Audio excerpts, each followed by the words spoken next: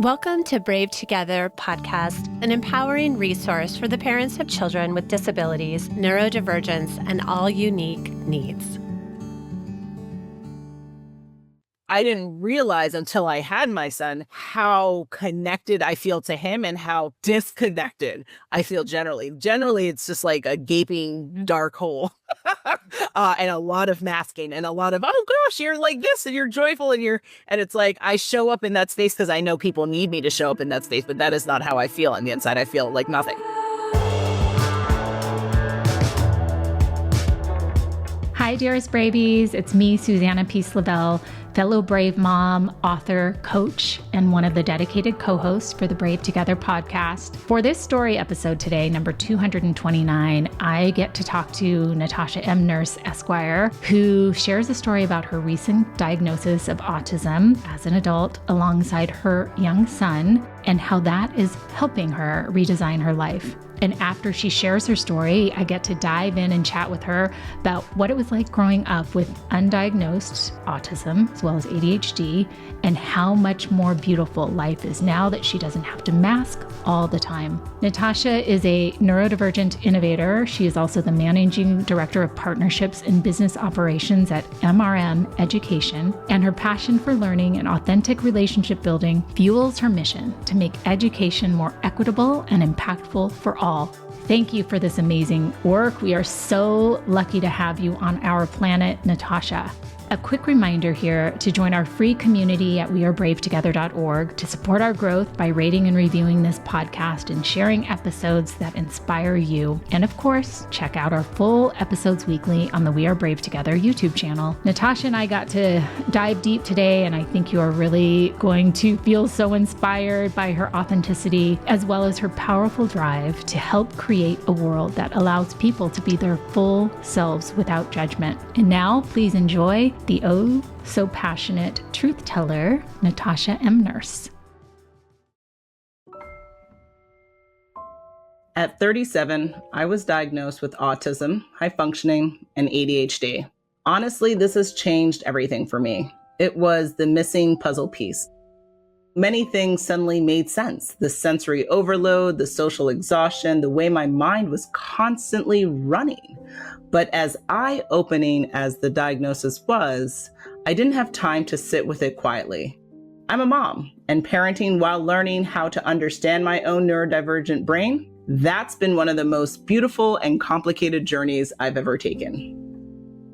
For years, I thought people have tried to make me feel like I was just too sensitive, too intense, or too much. I learned to push through and keep going. But under the surface, I was constantly navigating a world that felt like it wasn't built for me.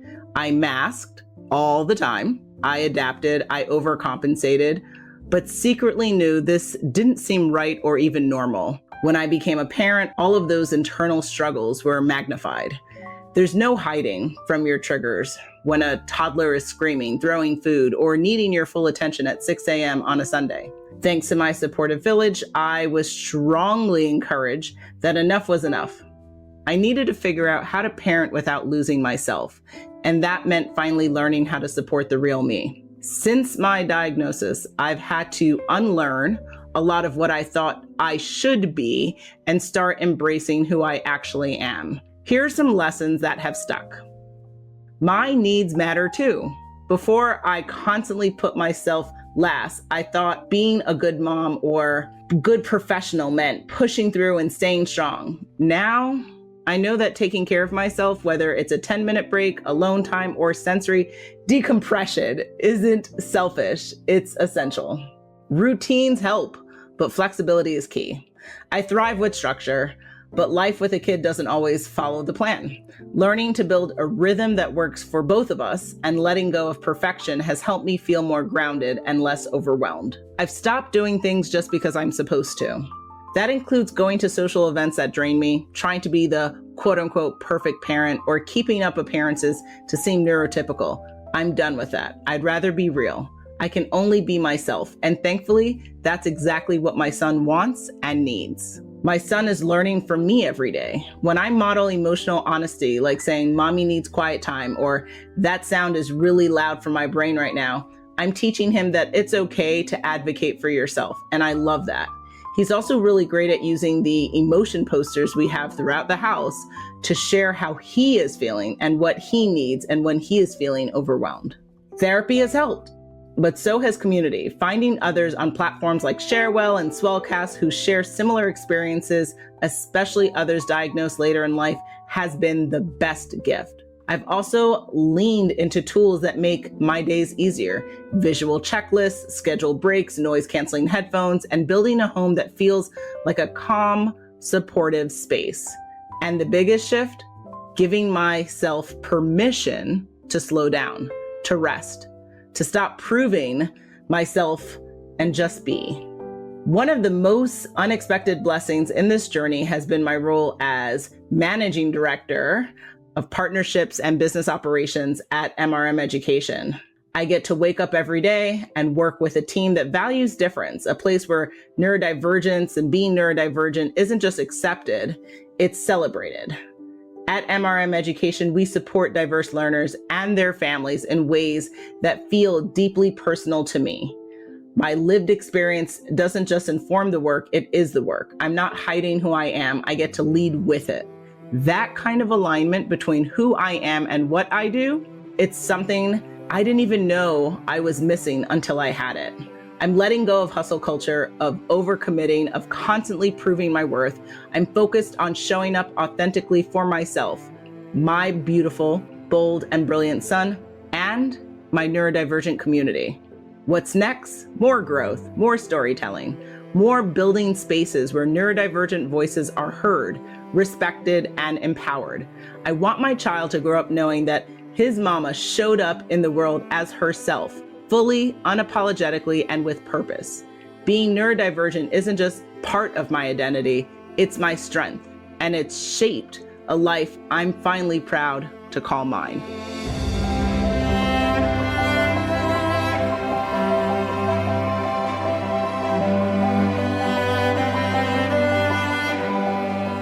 Hi, Natasha. It's so good to see you today. Thanks for joining us.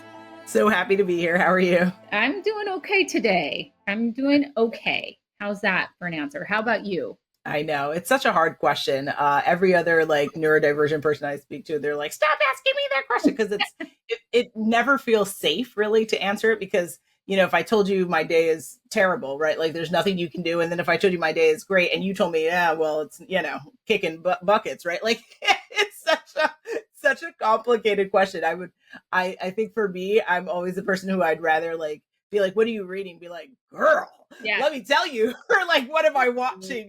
Stuff like that. Yeah. Ooh, I love that. And I raising a neurodivergent young woman myself named Arizona. I have learned from her to just be so authentic, I'm really conscious. I really think about my answers to her question. She has taught me how to communicate and converse in different ways, which is just beautiful. So I'm selfishly so excited to talk to you about so many things. But what I would love to start off with, since probably a lot of our listeners are just learning about you today, Natasha M, nurse, Esquire. Yeah. And cannot forget the Esquire. I am so interested in little Natasha. So maybe if you could tell us a little bit about what it was like growing up, where, what did childhood look like for you? What did it feel like for you? What were some of your feelings, and big feelings potentially around growing up? I'd love that. Yeah, thank you. So, hello, world.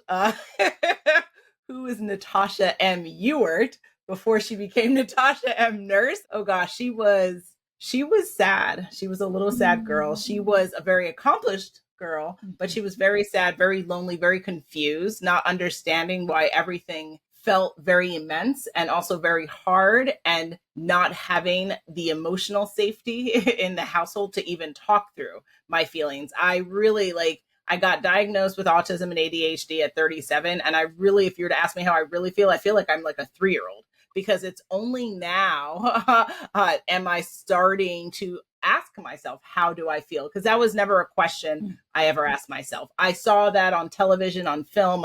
I've been an avid content consumer and maker since I was a child. I've been writing poems since I was 6. I was left alone starting at the age of 6. I was extremely independent and self-reliant. I started being able to put together my little lunches and dinners, and my mom worked full-time, went to school full-time. So she went days without sleeping. Dad was out working, doing the thing. So I was just Natasha doing her little thing, writing poetry, setting schedules for myself, very autonomous. I grew up in Manhattan, in Stuyvesant Town, one of the best parts of the city. If you've never been, totally go. It's beautiful. It's like a little heaven in the city. And I loved the diversity that New York offers in the different foods and the different experiences you can have. I did not like the isolation, because as much as people prescribe to the notion that New York is a melting pot, I push back. I push back on that, because I find in growing up, I was born in 86, that New York was very much like pockets of different groupings are throughout the city. So you can go to Chinatown, you could go to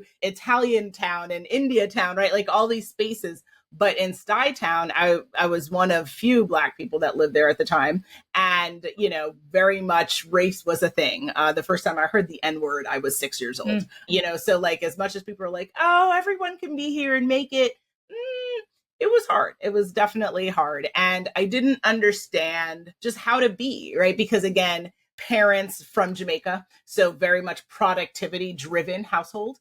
What am I doing always was the question, not how am I doing? That was irrelevant. You know, now my parents, I think, try, because we're having conversations. But even now I'm like, who are you fooling? Just ask me what I did for the day. Like, because it's always productivity. So there was that. And then, you know, I never really understood how to connect with other kids. You know, I would ask about productivity, right? Because that's all that I knew. You know, so people didn't want to talk to me about their homework. They didn't want to talk to me about their you know, extra credit assignments. No one spoke to me unless I spoke to them. So it was a very lonely and just sad and insular type of experience.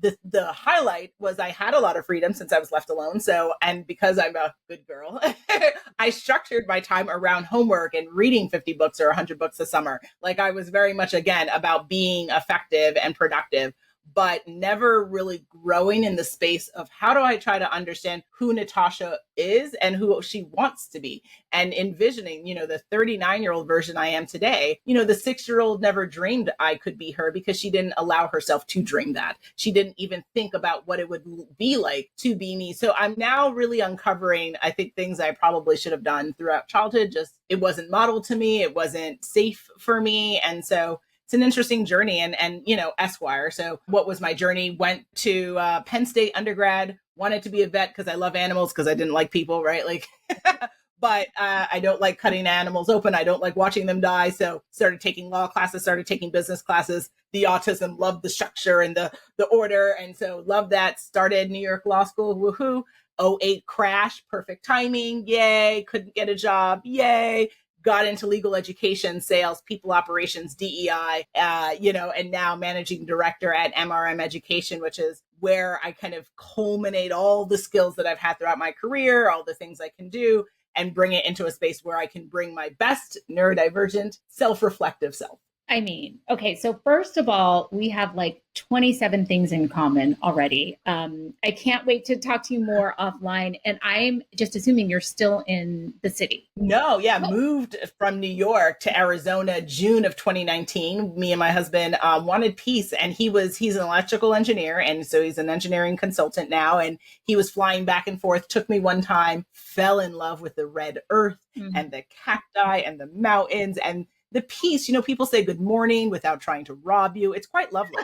I mean, quite lovely. I still, you know, clench my pearls when people are really nice. And I have to, unlearn that, like, it's okay to be nice, right? New York, listen, love it. If you've never been, always go. But New York is a grind, and it's a hustle, and it's a culture on and of its own that is very different from other parts of the country. In the Southwest, it's calmer, it's peaceful. And, you know, I like it. I felt like, I think I expressed this to you before, that I don't think I would have been a mother had I not come here. I don't think I would have started to even uncover what peace looks like for me had I not moved to Arizona.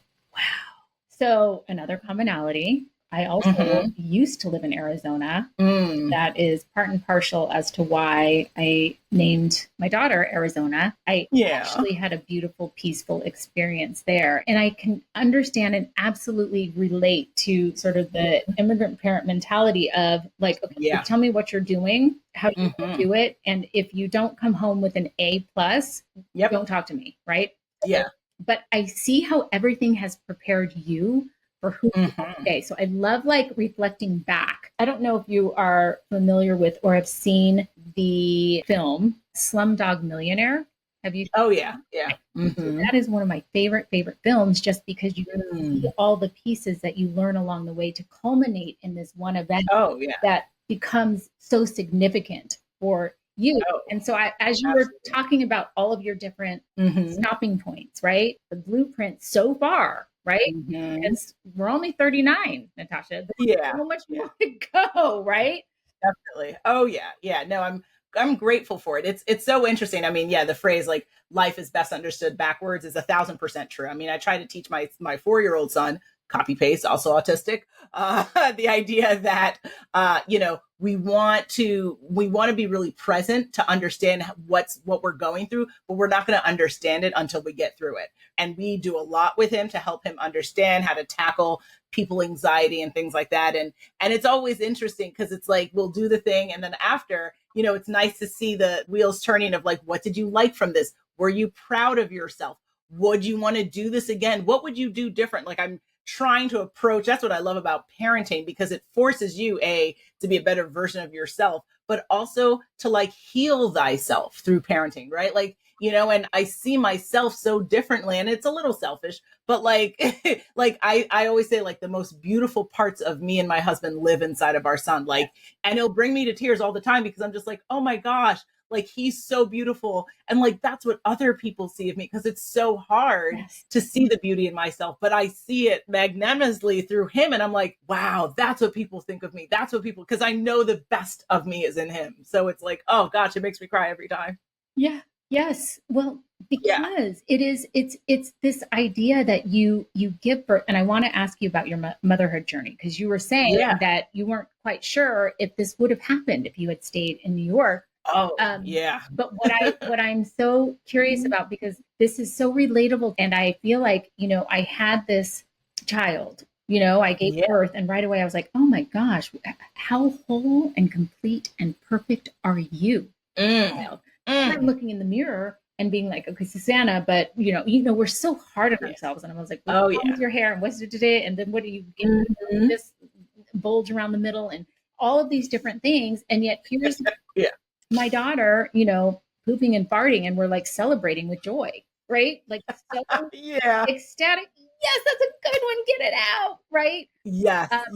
So can you tell us a little bit about, like, did you have aspirate? Were you thinking about maybe becoming a mom? Like, what was your little girl Natasha thinking as you're reading the 50 to 100 books every summer, which I love? Yeah. Do you see yourself husband and 5 kids, or did you have a vision? Yeah, absolutely. So I was terrified of that idea because I struggled with being an autistic child, not knowing I was autistic, and then not knowing how to manage that, right, with a set of parents that definitely were not equipped for that. Then, when you grow up and you don't necessarily have emotional safety and emotional connection to the degree that I would have wanted, and the degree that I have with my child, I didn't know, the phrase, like, you can only give what you have. I was scared that I didn't have like the chops to give what I needed to give for a kid. And people would always tell me, gosh, you're going to be a great mom. Because even my dad, even when I was a kid, my dad would travel and he would say, I would help him pack his bag and remind him, like, caretaking, right? Like I've always been a caretaker. My mom is a strong, very strong caretaker. So I inherited that from her. But I don't know. I was scared that I didn't know, because I don't understand people, right? Like, I'm like, I don't know if I can get it. And the irony of it is, because I became a parent, is how I even uncovered Wow. becoming autistic, because, I didn't realize until I had my son how connected I feel to him and how disconnected I feel generally. Generally, it's just like a gaping dark hole and a lot of masking and a lot of, oh gosh, you're like this and you're joyful and it's like I show up in that space because I know people need me to show up in that space, but that is not how I feel on the inside. I feel like nothing. Right. But with KJ, it's like pop rock candy. It's just like I feel very alive and very connected, and we have inside jokes. And it's just like, and I know what he wants to eat and he knows what I like. And it's just like, it's an interesting, just like unsaid tethering that is so alive and so vibrant. And I'm so grateful for it, because it's kind of like, I think you become a mother because it becomes the opportunity where you can just be you for you. And there's no expectation of what you need to be, that your child just wants the totality of you. And I feel like the rest of my life, I'm people are commanding or demanding versions of me. And my son just wants me as I am. Yes. And it's the most truest and beautiful, so I feel like I try to explain to people that it feels like life is generally like holding your breath. And then with KJ, I can breathe and I can exhale.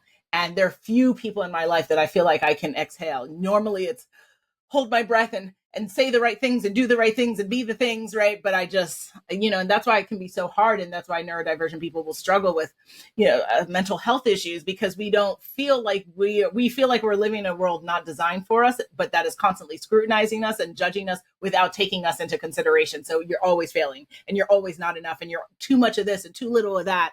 And it's just like, but can I just be me? Yeah. And why is me not good enough? Well, I am not neurodivergent. I am very much a good girl. Like I had to learn how to be, proper and prim and proper, right? Yeah. Good grades and, seen, not heard, right?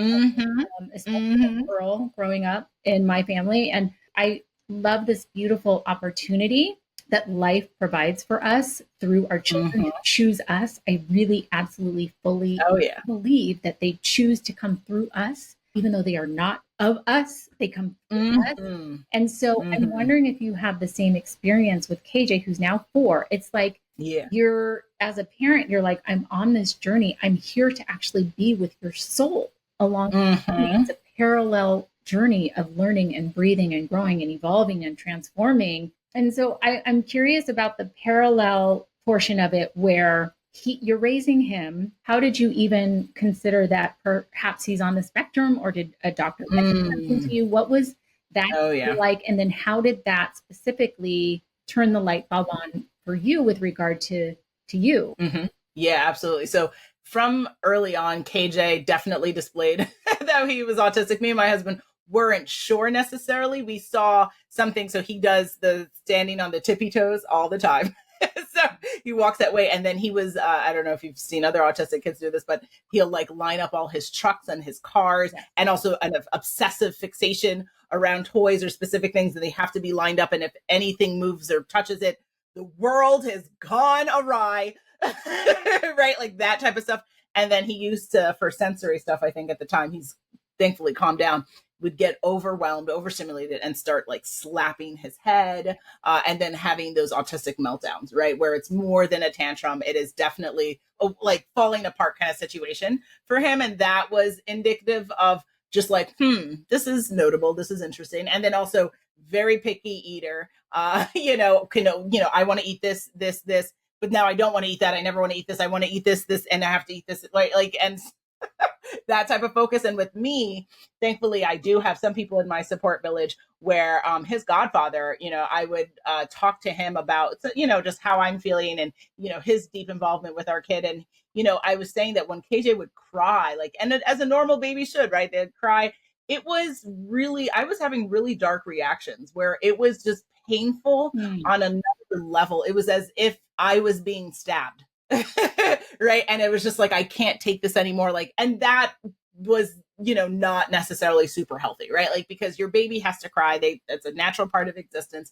But I was responding so negatively and so harshly to the point where, he was like, hey, maybe just talk to someone. Right. And I'm so grateful for that, because it led to then uncovering and talking about, oh, well, why are you feeling this way? And and you feel about this, and right, and then getting diagnosed, and and ADHD and autism, those are party tricks that like to go together a lot of times. Um, so, it's like, oh yay, right, and then that led to us saying, okay, well, that's my journey, and if you do look at the science, right, 70% chance of if you're autistic that your kid's being autistic, right? So it's like, oh yay, copy paste.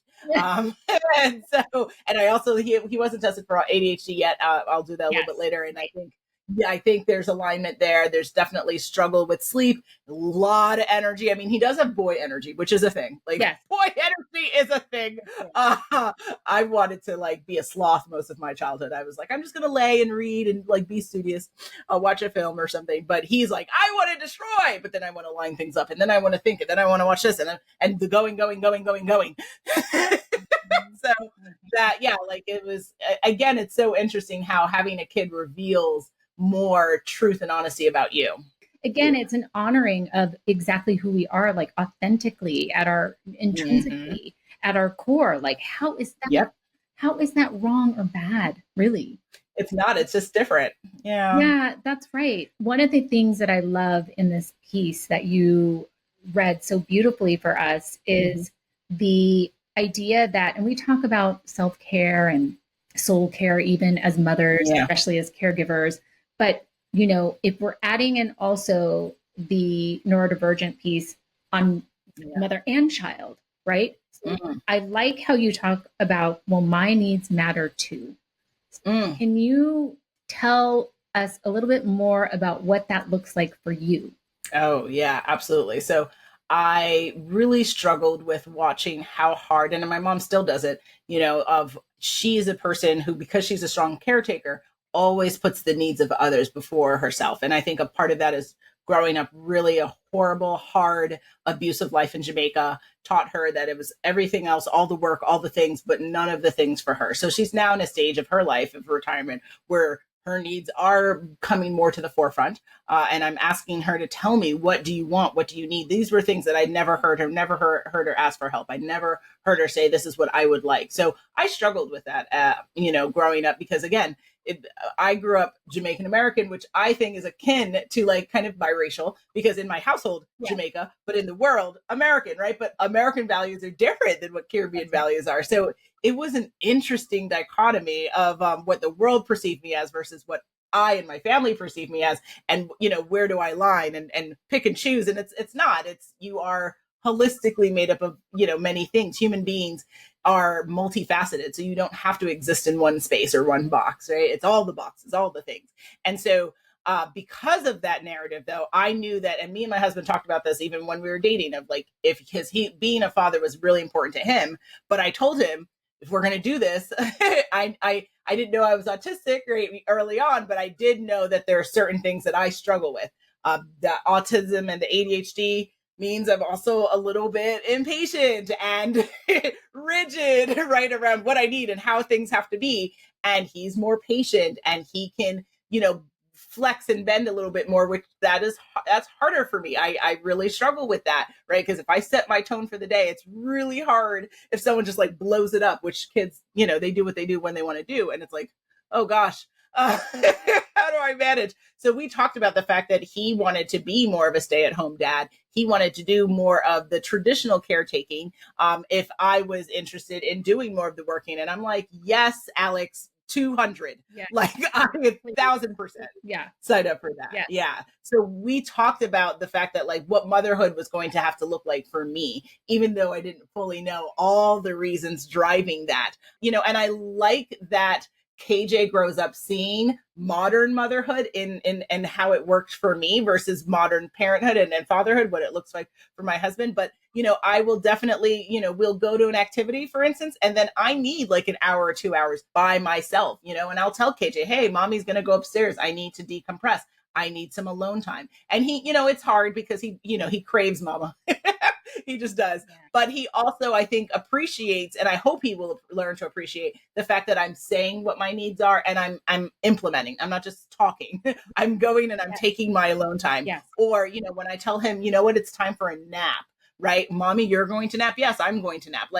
Inserting rest in his day, inserting me time in his day helping him pick the books. I try to have him be very bought into like, what would you like to eat? Why do you want to eat this? Encouraging, and he's a kid. So it's kind of going to be like sometimes candy and pizza and, you have to guide them.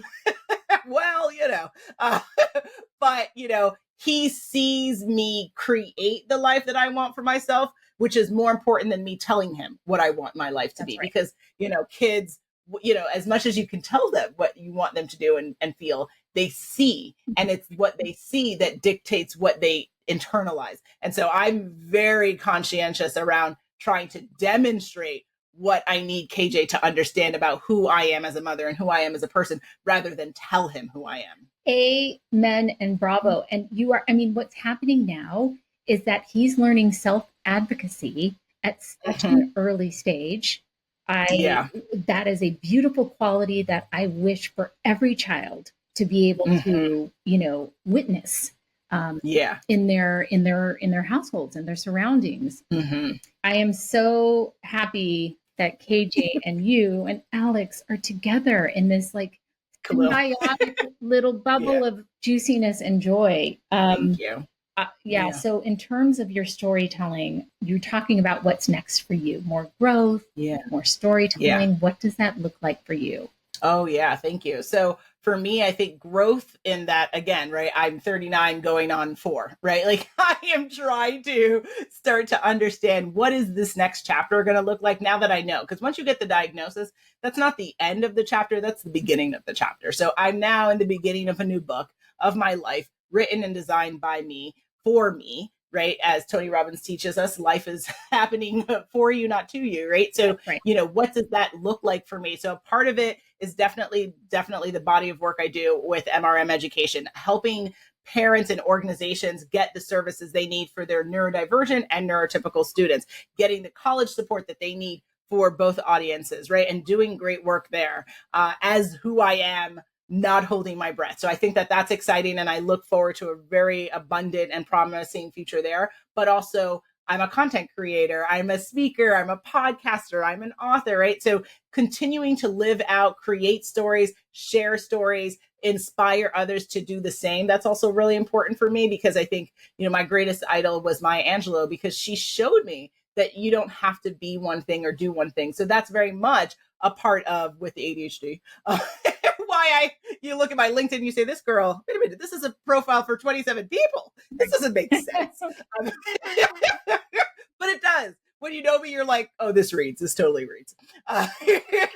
So what does that look like? But then also, enjoying motherhood, right? Because because of how I grew up, I want to make sure that even though, yes, I work 18, 19, 20-hour days, I'm working, that I'm still inserting daily moments with KJ, because again, he's not going to care about how much money mama makes if he feels like I wasn't there when I needed to be there. And you don't have to be there for all the things, but you need to be there when they need you to be there. So making sure I am tapped in with him, and I'm asking him, are we feeling safe? Are we feeling connected? Are you feeling loved? What would you like to do with mama? Right. And really continuing a love story with him, because I'm 1,000% in love with him.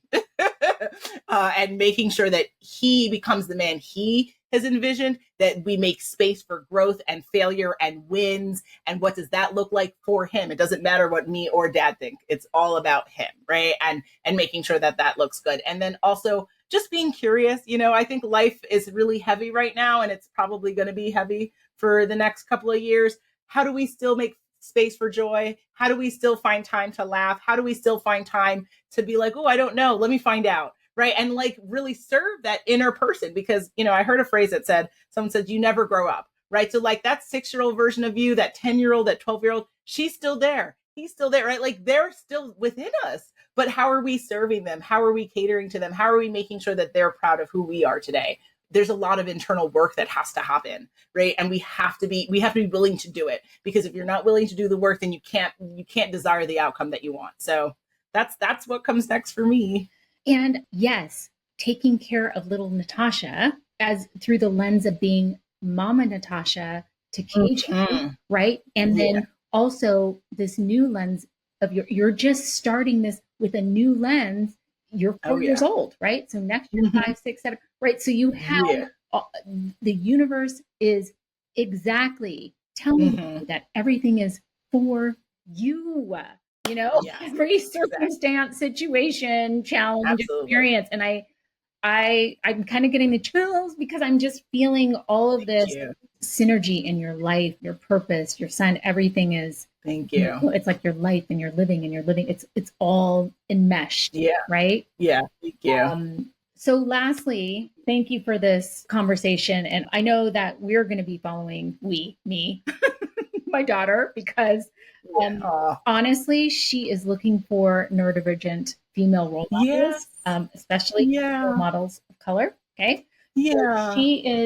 she has been sort of a lone wolf, even though she was diagnosed at 2.5, Mhm. because she is often the only girl in the room, Yeah. only girl in the room. So I am wondering then if there's, Mhm. something you can say, like a word or a phrase that you can share Mm. with a mom who has either Yeah. been newly diagnosed themselves as an adult Mm. or their child has just received a diagnosis. What would your My words of wisdom be? Yes, Yeah. please.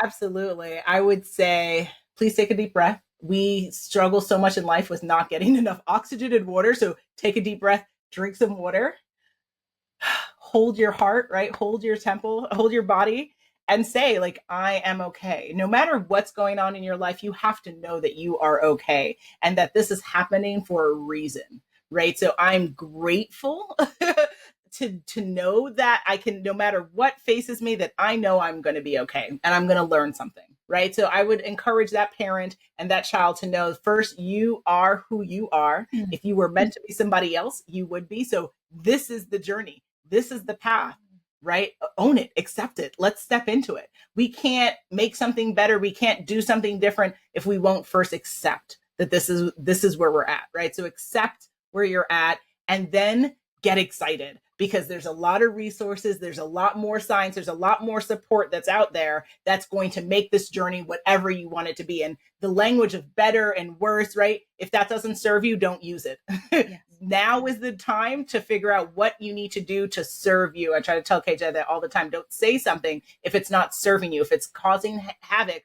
Why are we saying it? Why are we doing it? Yeah. We need to design life to serve you. So if you feel you need more support, what does that look like for you? Is it academic? Is it for physical therapy? Is it for mental support? Try to label it, right? We can't get it if we can't name it. So try to figure out what is the realm of what's going on. And if you don't even know how to do that, start typing in Google. What are the things you're experiencing? And you'll find the articles and you'll find the phrasing and the nomenclature that maybe you don't have today, right? But you have to know, first and foremost, I'm okay, right? And do know that if you're experiencing it, guess what? Somebody else is too. Somebody else has put it in the search engine. You just got to be resourceful, right? And whether you have ADHD or not, we all can type into Google. We can all pick up a phone, call somebody, go on a website. Like, we have what it takes to change our life. You just have to be willing to do it. So will it require work? Yep. Will it maybe require a form of uncomfortability? Probably. Yeah. Human beings only grow when we're uncomfortable. We don't grow when we're comfortable. So again, what's the reason why we're going through this? But be determined, be a mama bear, be a papa bear, go after what you need for your kid. Be as determined as moving heaven and earth, because sometimes that's what is required. A lot of times for me to get help for KJ, I have to turn into New York Natasha. I have to get real buck wild. Be like, you weren't ready for this smoke, but I'm going to bring it because you weren't listening to kind Natasha. So we're going to have to amplify. We're going to have to turn up. And 1,000%, will I turn up for KJ? Absolutely. Right? Heaven and earth, I will move. Yeah. And you may have to do that for your kid, right? But they're worth it. Yeah. And also, when you get what you want done, how good is that going to feel? Right? Like, you can do anything for your baby. Damn straight. Yeah. Because that's the position and the honor it is to be a parent. It means you have to do whatever your baby needs, whatever they need, and do it and get it done. And then tell the world, share your experience, encourage and empower other parents to go after and get the same things that they need for their baby. I mean, that's it. There's nothing more to say, period, end of story. Yeah. thank you for your voice. Thank you for your advocacy. Thank you for your continued storytelling. And thank you for being a light in this world to the people who need to see, hear, and feel you and your energy. And lastly, Natasha, and I hope this will not be our last conversation on this platform forever, because there's not a lot to talk about. I would like to know where people can find you. What's your Instagram? All of that good stuff. Oh, yeah, absolutely. So please, please, please, if you are looking for any academic support, mrmeducation.com. I can't speak highly enough about our educators and our learning specialists that are here to serve and support you for free. Go ahead, schedule a consultation for free. Go ahead and get that. If you want to connect with me, LinkedIn, Natasha M. Nurse Esquire. There's only one me. So you'll find me there. You can email me, natasha@mrmeducation.com. You can email the company, info@mrmeducation.com. You can find me on Instagram, Natasha M. Nurse. And check us out, our podcast. We're on Swellcast, so swell.com/MRM. That's really fun. We have new questions every single week. And so you'll hear things about neurodivergence, athletic stuff, college prep. So lots of fun prompting questions that parents, educators, everyone alike can come on through and engage. And first and lastly, I guess I would say is just thank you for listening to my story. Thank you for being here, and continue, because, I think these are conversations that need to be had every single time. And we need to spread the word about this. Yeah. Yes. So important. Thank you so much for your energy today. Thank you.